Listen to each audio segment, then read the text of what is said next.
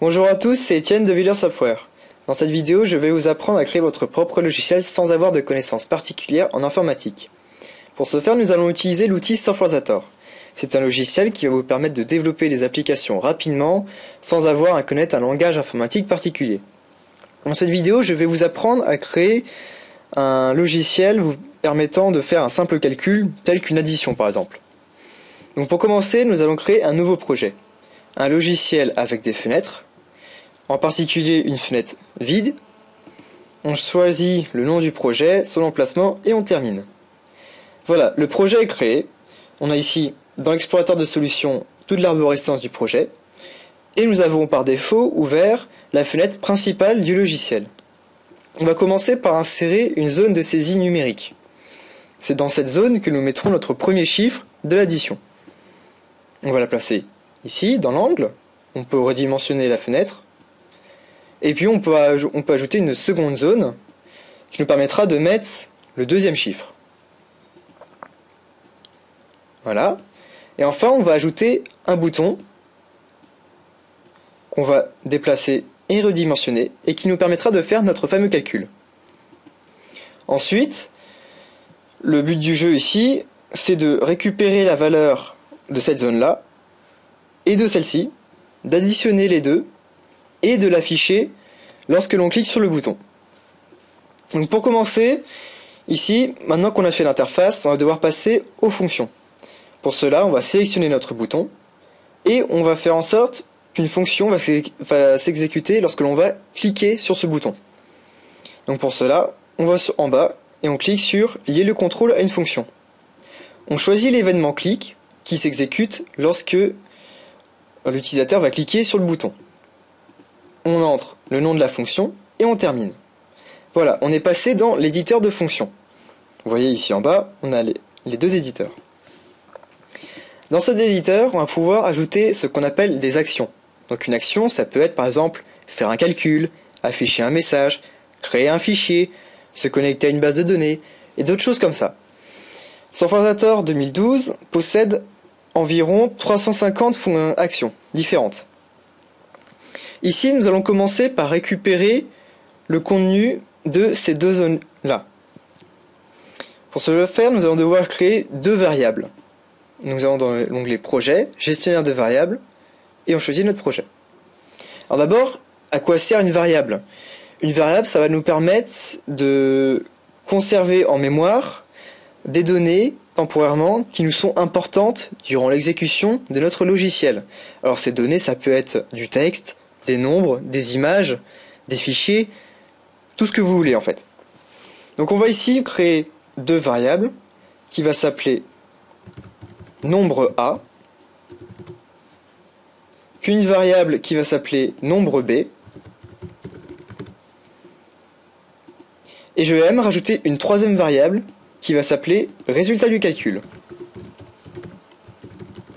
Alors vous l'aurez sûrement compris, notre variable nombre A sera égale à la valeur de la première zone de saisie numérique, le nombre B sera égal à la valeur de la deuxième zone, et enfin le résultat du calcul sera égal au résultat de l'addition. Voilà, on valide. On va donc commencer par récupérer la valeur de ces deux zones ici. Pour cela, on va aller dans la catégorie interface, obtenir une propriété d'un contrôle. Un contrôle, quand on dit contrôle, ça peut être un bouton, une zone de saisie numérique comme on a ici, une zone de texte, un menu, tout ce que vous voulez. Tout ce que vous voulez qui appartient à l'interface bien sûr. Donc ici on va sélectionner notre première zone numérique et on va récupérer la propriété value qui sera égale en fait à la valeur saisie par l'utilisateur.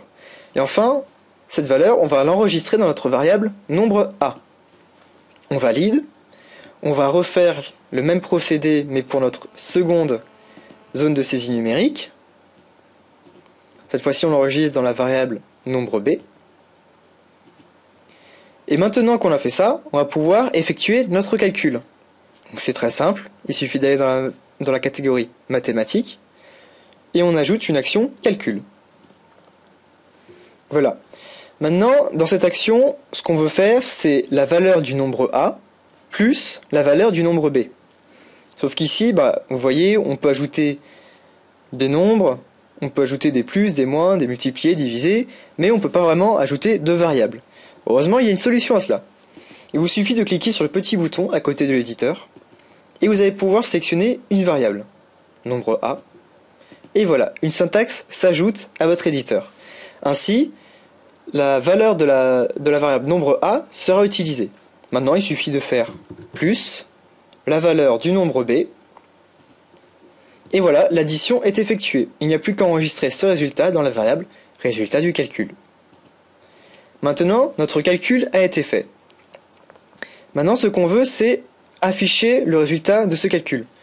Alors, il y a plusieurs méthodes. Vous pouvez soit, par exemple, ajouter un texte dans la fenêtre et faire en sorte que le calcul s'affiche dedans, ou alors, tout simplement, ce qu'on va faire ici, afficher le résultat dans un message qui apparaîtra à l'écran.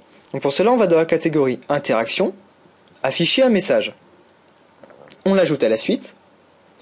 On va saisir la variable résultat du calcul, et ainsi, la valeur du résultat de notre calcul que nous avons fait sera affichée à l'écran.